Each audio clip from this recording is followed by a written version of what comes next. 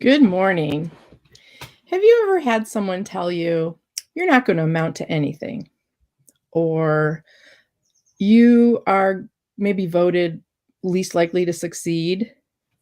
And then what did you do with that when you heard that? Did you trudge through and become a winner, or did you just kind of go through the rest of your life? Well, I have a guest today that actually was told he was not going to succeed and that he was voted most likely not to succeed in high school. And he has an amazing story that we're going to share with you today. But first, I need to talk to you about our sponsors. First, we have Blue Sky Video Productions. This is Bruce Himmelblau. He is my producer. He's a video producer, live streaming consultant, and video or YouTube strategist. You need him. You need him to help you build your brand on video. And then the other sponsor is, of course, Cards That Wow. I create personalized and custom handmade note cards that when your clients open up the envelope, they actually say, wow. So I don't even want to waste any more time. I want to bring my guest on, Mr. Steve Rizzo. Hey, how are you? Hey, Mr. I'm never going to succeed. How you doing? Yeah. I'm succeeding. I know. I'm rocking the free world. I know. So I know you were on our show before, and I've gotten to know you a lot better, and I'm enjoying our friendship. And I just I think the story can't be told enough about how you were given these negative, comments that to normal people they would just bury their head in the sand and not want to, just do anything and just give up. But you were the opposite of that. Yeah. And the amazing thing about that is that there are some people who are told, just berated their entire lives. And that wasn't me. There are people that are told by their parents, you can't do anything right. You're an idiot. You're stupid. That's a different type of negative labeling. Right. And that's hardcore stuff. But the majority of the people who really don't have confidence in themselves are the ones who are told subtly throughout their lives in various ways. It's almost like it's a hidden insult or a hidden words that someone said to you that you don't quite understand what that meant. But as you're getting older, you're realizing, oh my God, this is where it came from.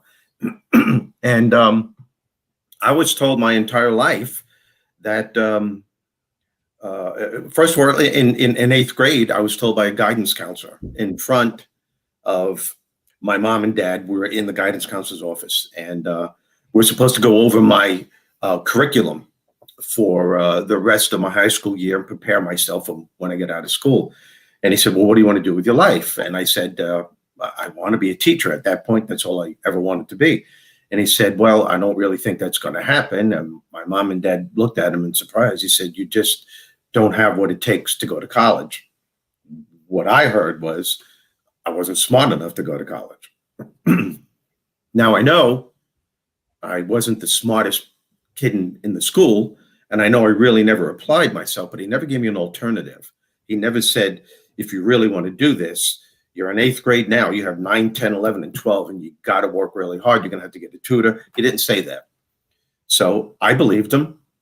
My mom and dad believed him. As great parents as they were, they were from the old school, as many parents are even today. They believe this man's got to know what he's talking about. Look at his title, guidance counselor. If he doesn't know, who the hell does?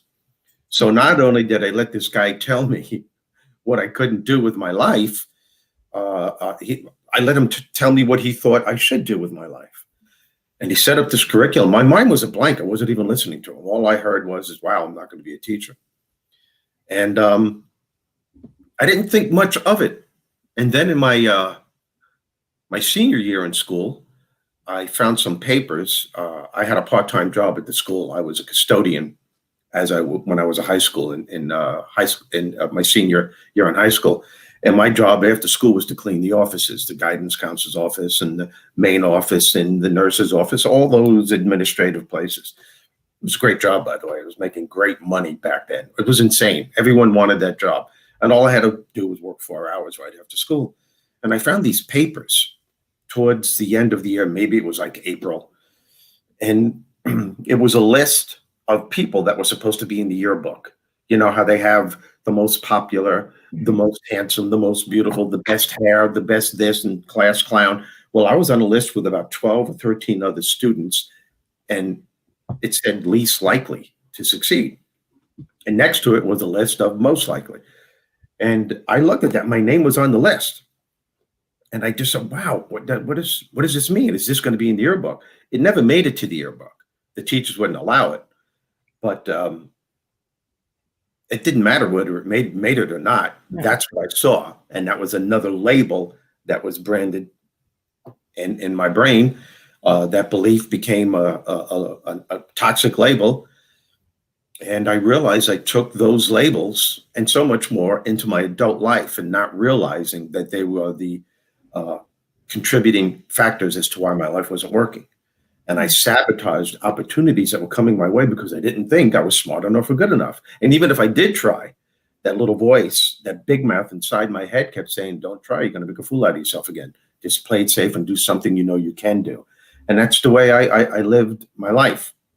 And it wasn't until maybe 5 years after high school where I had a brother who was 100% disabled from the Vietnam War. I'm not going to get into his story, but he overcame the impossible, and he went to school, college, and in his condition, he was only 95 pounds.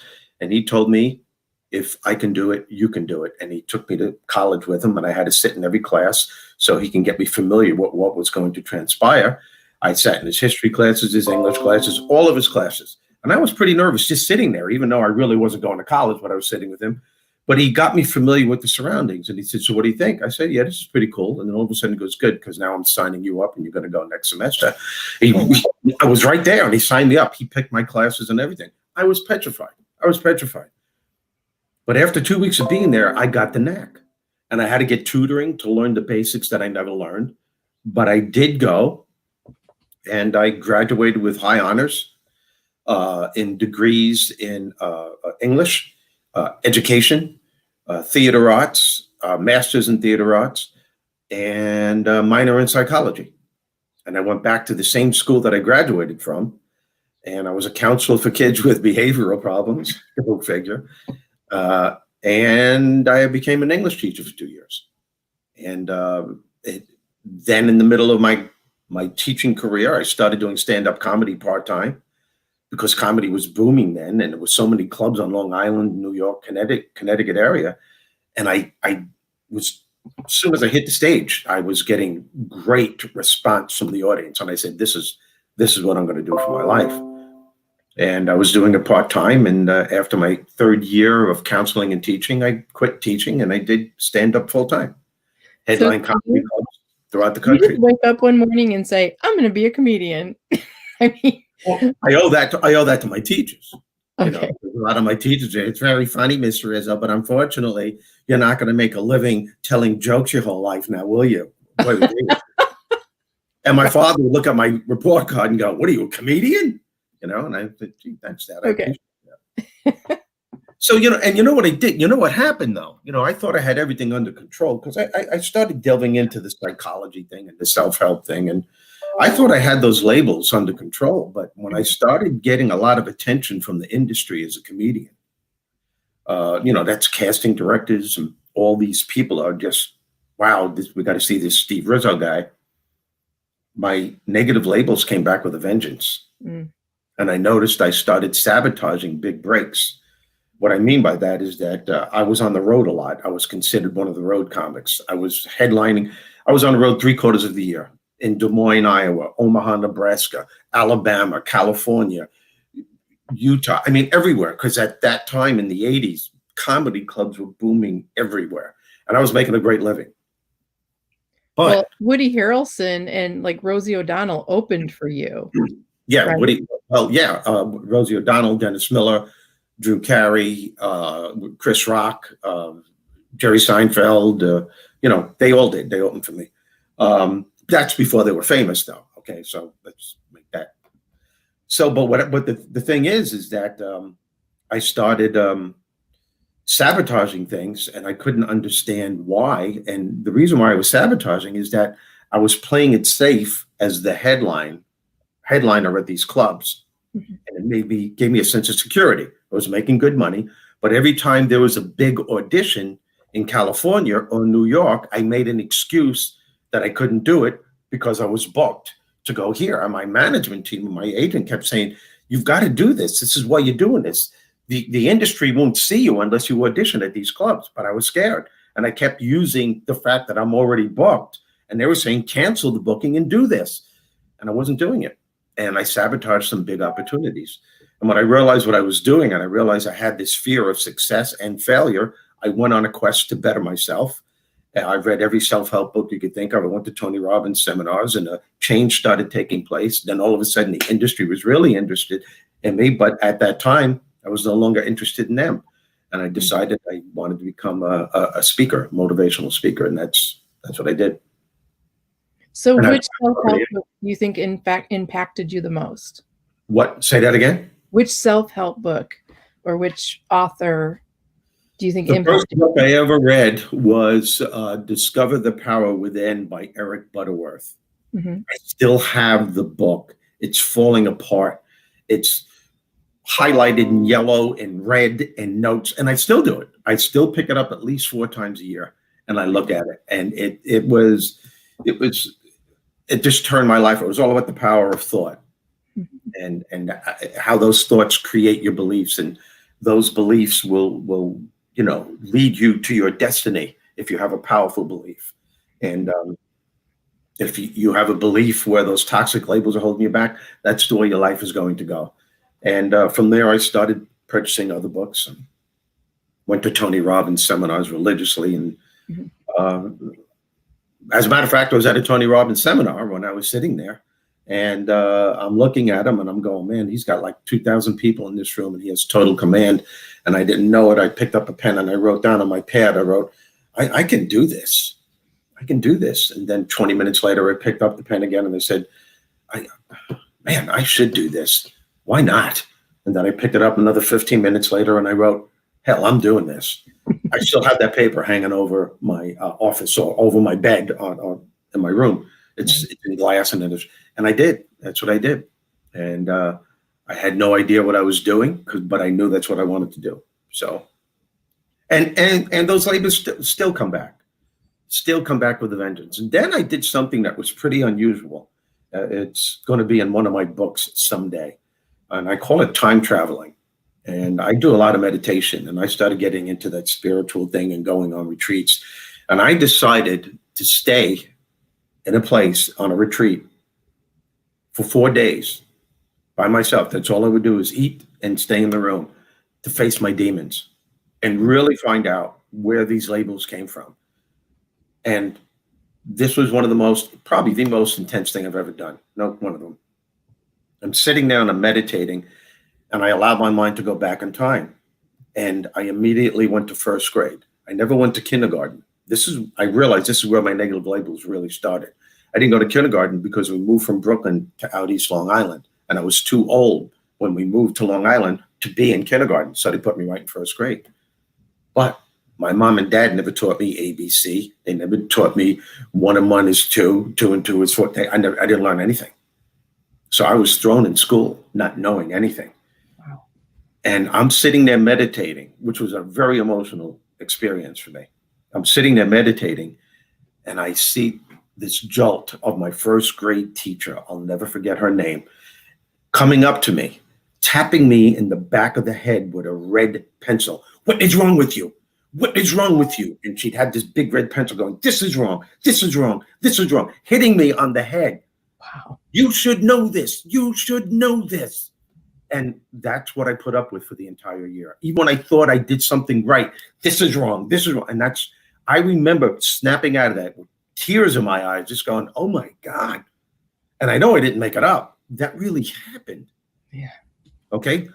So I let that go, and I saw some other things that happened in first grade. And then I went to second grade, where I saw myself on the school bus taking all of my papers that I failed in and throwing them out the bus window. And the only papers I kept were the ones that I did decent in, and I would give that to my mom and dad, and they would sign off on it. And that was another devastating thing when I told my mom and dad the truth. And I remember my mom and dad said, "Look, why are you doing that? You know you would never get punished." I said, "Because I'm not smart enough. Don't you understand? I'm not smart enough, and I'm never going to be." And that was an awakening for them. And of course, it was for me to even come out and say that. I could tell more about second grade, but I won't. So I'll just go to third grade. And then all of a sudden, I found my talent. It was second grade. That's when I realized that I had a gift for acting, for entertaining, and singing. In third grade, I was in the chorus. I was the lead. I sang all the leads in all the chorus, all the plays. And I was the lead in all of the class plays. Even other teachers who wanted their class to do a play, they chose me to be one of the leads, or at least one of the characters. I was a ham like you wouldn't believe. And I found out that's my gift. That's my gift. And I didn't even think about failing doing it. I just loved doing it. And so third grade is when I realized, okay, now that's a plus. That's a plus. And I held on to that. That started counteracting the negative labels that I had. I may not be good in this and this, but I'm going to focus on what I'm great at.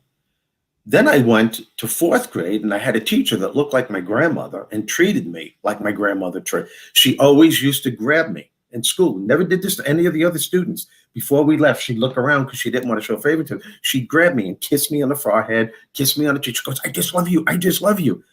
So that's another thing I held on to. I was smart enough to hold on what was working rather than fixating what isn't working. And I went through time traveling my whole way like that. And then it was seventh grade where I didn't realize it, but I was put in a slow class, a really slow class. And it was called the adjustment class. Now, these guys that I were with, most of them are dead or they're in prison now, okay? But I always got along with them. And those are the ones I hung out with because they were the ones that treated me like family. You know, you always go to your clan where you fit in. I didn't fit in anywhere else. And like I said, most of them were dead or they're in prison. But when I realized at seventh grade that I don't think I belong here, but I never said anything. I just didn't say a thing.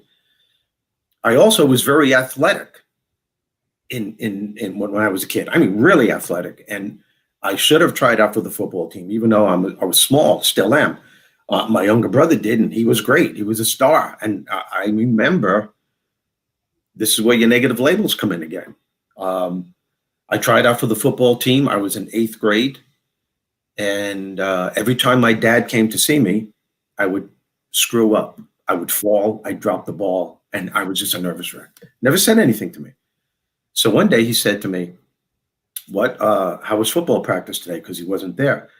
I said, it's going pretty good. So my other brother, Rocky, said, "Hey, Dad, what does it mean when the coach calls you a fish?" So my dad laughed and said, "Well, that means that you're clumsy and you don't know what you're doing." So my brother starts laughing. My father said, "Why did you ask me that? And why are you laughing?" He goes, "Because that's what Coach said Steven was a fish."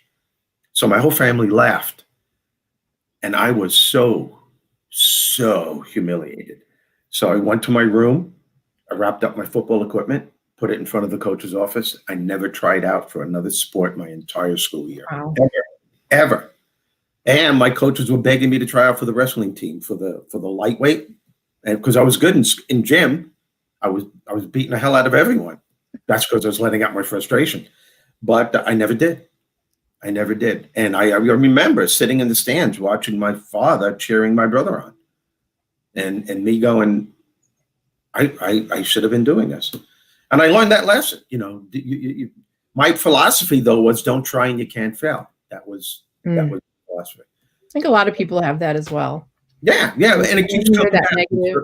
Yeah, of course. But you've got to be strong enough to know that those labels will always be there. But your job and your responsibility is you can't let them control your life. You've got to focus on what you have rather than fixating on what you don't have. Otherwise, you're going to wind up regretting And at this point in my life, I don't think I'll have any regrets. That's Um, great. yeah. So you're also a very, very successful motivational speaker. And right. Yeah, I am very. And now, Go ahead. and now you've been forced to, you can't go speak and you're changing up your game a little bit. Do you want to talk about that? Yeah, I'm changing my whole game up. When this virus hit, it hit all the speakers. He hit the whole industry. Some of the speakers bureaus went out of business. Some of the speakers left the business. So I was used to flying 200,000 miles a year. And when I found out all of my bookings were canceled 2020 into 2021, I had to give deposits back for money that I had. And it was a whole. So I took advantage of it and said, at first it was awkward, not flying, not being on a plane, not going into the Sky Club at Delta Airlines. Hi, Mr. Rizzo, can I get you a cup of cappuccino? There was nothing. None of that was there, sitting in first class, the whole thing. And plus, I missed traveling. I've been to every state in this country at least 3 times, and I'm not exaggerating when I say that. So I decided to do what I usually do rather than let it get to me. I still do. I go for long walks a couple of times a week. I live right near the beach, Fire Island. And I would, wintertime, it doesn't matter what time of the year. And I just talk to a higher part of myself and say, well, this is different, but what could I do? What should I do? And I heard a voice say, enjoy your life. You don't have to do the traveling anymore. You're smart enough, reinvent yourself. So I did. Now I do virtual presentations. My main goal is this project that I'm working on. And that's going to be my mission in life. It is now. And to work up to create the audience that I want to launch this project. I'm in a process, and Bruce is helping me do this. I'm creating a virtual TV show called Hey, I'm Talking Here. That will be turned into a podcast as well. And I'm taking it a couple of steps further. I'm going into a studio and recording segments that are going to be implemented in the video.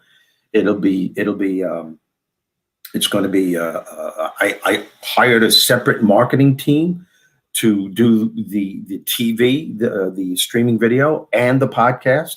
And it's going to be marketed on all social media. And I predict within a year, I'm going to have such a tremendous following that when I'm ready to launch the book, a publisher won't even have the nerve to turn it down. And it was turned down so many times already because of the type of book it is. And everyone that turned it down said, I love this, but I don't think it's going to sell. And I just said, you just said you loved it. You're an expert. You're a publisher, for crying out loud. And I said, it's okay. I will send you a letter when it's on the New York Times bestsellers list. And they looked at me like, who the hell do you think you are? And I said, this isn't bragging. I said, this is a fact.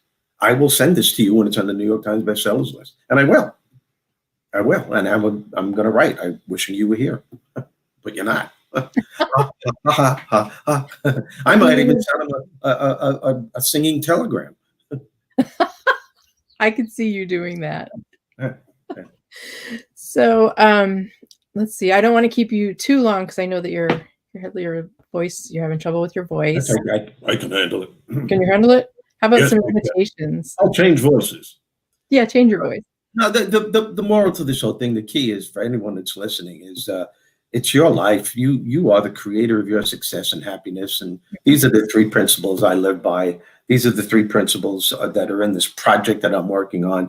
Number 1 is you are the creator of your success and happiness. And what that really means, and I know many of you heard this in one form or another, it's not what happens to you that determines your quality of life, how successful or how happy you're going to be. It's what you do about what happens. It's the choices you make. It's the thoughts that you have about the challenge that will in time create the beliefs that you have. And those thoughts and beliefs will create the way that you feel. And all of that leads to your attitude. And all of that leads to the actions that you take. And the actions that you take lead you to the outcome.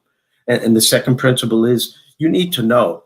And I know some of you are going through some heavy crap right now, but you are the only problem that you'll ever have. And somewhere within you, there is a solution waiting to be discovered. That solution comes from a higher part of you. You just have to learn how to quiet the big mouth inside your head and listen to the solution that's waiting to be discovered. And the third principle is whenever you're confronted with a problem or challenge of any kind, It's never a matter of managing the situation. It's always a matter of how you manage your mind. Can you manage your mind and the thoughts and the emotions that are keeping you from finding that solution that's waiting to be discovered? And if you can do that, and if you can adhere to these principles, life will work for you instead of against you. It won't make your problems go away. It'll just help you to work through the problems as they come into your life. I think a big mistake that people make is they have everything planned in their life and they have all the confidence in the world that everything's going to go smoothly, and it won't. There is nothing certain in life. Nothing is certain. The only thing that's certain in life is uncertainty, and you have to be aware of that as you create your goals, you create your plans, going up, knowing you're going to hit walls. Some of you might be inflicted with some kind of a major disease, an illness. Some of you might be experienced, and I'm not getting negative here, but you might experience the death of a loved one. You might have financial ruin. There's so many things that could happen. You might not be able to get what it is that you want at this point in your life. And how long are you willing to keep trying if you really believe that you can do it before you quit? That's the thing. I recommend anyone just Google success stories and read what these people have done and what they have accomplished in their life. I had the pleasure of meeting Christopher Reeve 5 months before. Christopher Reeve was the first actor to play the role of Superman in the movies. And he became paralyzed from the neck down as a result of a horseback riding competition. I'm not going to get into this long story, but I had time to talk to him. And it's amazing what he accomplished in the last 9 years of his life in that condition. The only parts of his body that he could move were his lips, his eyes, and his eyebrows. That was it. And what he accomplished, Google it. He accomplished more in those 9 months in that condition than most people I know could accomplish in a lifetime. That's an amazing story. That's an amazing story. Yeah.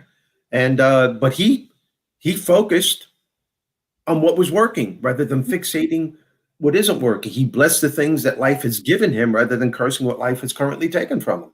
And if anyone had a reason at all to complain, to give up, it would have been him. Right. As a matter of fact, his third day in the hospital, he said to Dana, his wife, I don't want to live anymore. I want you to pull the plug on me. And she said, no, you're still you. She lied down next to him and said that.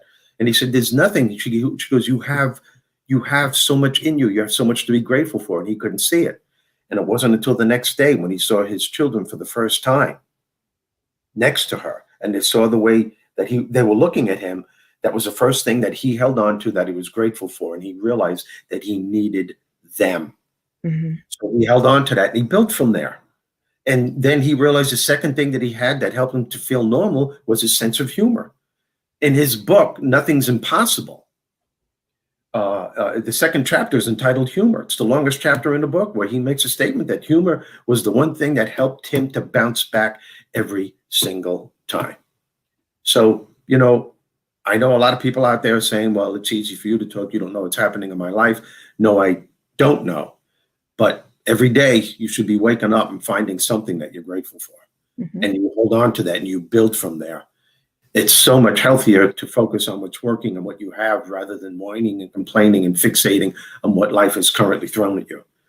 And like I said, I'm not trying to make light of your challenge or whatever it may be, but I honestly believe what some people have been doing with their lives, we all can do. And it's a matter of what you think and a matter of what you believe. That's always your choice and your responsibility.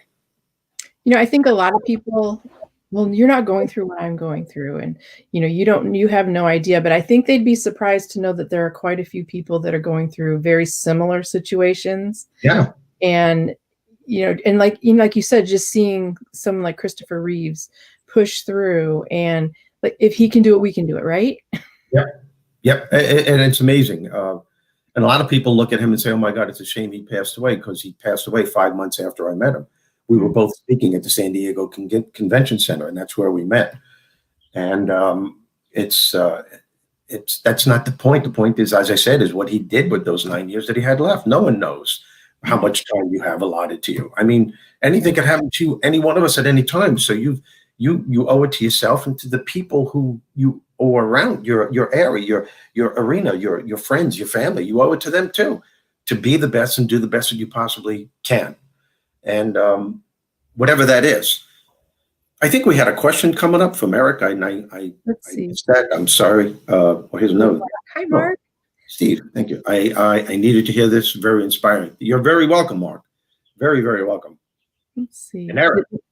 Eric. Bedazzled jeans. It's good. What kind of underwear are you wearing, Eric? But I'm grateful that he's wearing jeans. Michelle. That's okay, Eric. I'm naked from the waist down. Jesus. Go. Prove it. I thought we weren't going there. And there's Michelle, who you're going to be on our show in a couple of weeks. So it's going to be exciting. Yeah. I love the questions. That's pretty cool. I appreciate that. I appreciate you. I like your show. I think what you're doing, so you're making a difference. I'm trying. But you do it by me saying what I'm doing, by you having this show, and you don't know how many people are going to listen to this. When it's put on YouTube, you don't know, and how many people are going to hear that and something will click, and that can be the one thing that can turn their life around. It's like that one when I was at Tony Robbins. If it helps one person, I've done my job. Exactly. But then again, you don't know what that one person can turn out to be. That's why I tell teachers, when I speak to educators, I say, you have no idea the difference you're making. You might not ever get a thank you your entire life from any of your students. You might not. But if you look in the mirror every day and you're saying to yourself, I am making a difference because I love what I do and I know what I'm doing is right from here, you're making a difference. Mm-hmm. You could be the determining factor that somebody can wind up to have a cure for cancer. You don't know. I know that sounds a little ridiculous to some people, but it could happen. It sounds great. I mean, the possibilities are endless. And I tell teachers all the time, educators today, one of the toughest jobs ever. It's not so much what you say to students by appraising them. You got to be extra careful on what you say that can make their lives go the other way. It could be the slightest thing, because if they're hearing it in their family, you're not good enough, you're not smart enough, and they hear words of discouragement from you, that builds. I was smart enough. Mm-hmm. I was smart enough to turn that around. And I often wonder how many people grew up with those same labels or worse that didn't have that opportunity. As a matter of fact, when I went back to that high school where the guidance counselor told me I wasn't smart enough, he was retiring that year that I became a teacher. And I walked into his office and he didn't remember me from Adam at all. He didn't remember. I don't expect him to remember you at all. But I told him what he said. And I didn't say it with anger. I said, I just want you to know, you told me I didn't have what it takes to go to college. I said, and I did, and I graduated with honors. I even told him the grades I got. I graduated with a 3.87. Okay, and he said, I never told you that. I said, you did, and you told my mom and dad the same thing. And he said, I'm going to ask you to leave. This is my last year here, and I don't need to hear this. And I walked out, and I turned. I said, I'm just grateful that I didn't allow those words to solidify in my soul. I said, I wonder how many students you said that to where they didn't have the opportunity that I have. Mm-hmm. So maybe I shouldn't have said that to him. It was either that or stab him, and I didn't want to do that. So, well, I appreciate that you didn't stab him, or you wouldn't be here with me today. Yeah. I think realize how powerful their words are, good or bad, and that's an important lesson. So. Yeah, it is. It absolutely is. So we're at the little over our half-hour point. Where can people find you, Steve? Well, I'm in my office right now. Where can they find you wearing pants? You can go to my website, steverizzo.com, www.steverizzo.com. That's it. Sign up for my Rizzogram, please. Oh, I love that. It's on the home page. Just scroll down, sign up, and put your email address in, and every week you'll get an article or a video on my message, stuff like this. Well, and And I think you put one of our coffee talks in it once too. I believe I did. First Yes, I one. did. Yeah, that's right. So Yeah, that's this right. one will be in it probably. Positively. Positive. Yeah. Well, thank you. You are an inspiration to me. I just want you to know that. And thank you. And I Thank you for appreciate having me on your show. No, thank you. So I just need to close it up here. And like I said, you are an inspiration to me, and I'm grateful for our friendship. And I hope you have a fabulous day. Please remember Blue Sky Video Productions for your video producing, YouTube strategy. Bruce Himmelblau is the man, and Steve can attest to that because he also uses Blue Sky Video. Bruce And cares. cards that wow. Bruce really cares. Bruce cares. He really does. For you, remember? And the patience of a saint too. He's good. Yes. And cards that wow, paper arts and note cards. I'm going to do my De Niro now. You're good. You were good. No, look at me. Look at me. You are good. Very good. Okay, so thank you all for being here. And next week, I have Quesadilla on my show. This is going to be fun. You're going to love it. Love him. Have a great day, everybody, and thanks for stopping by. See you later. Bye-bye.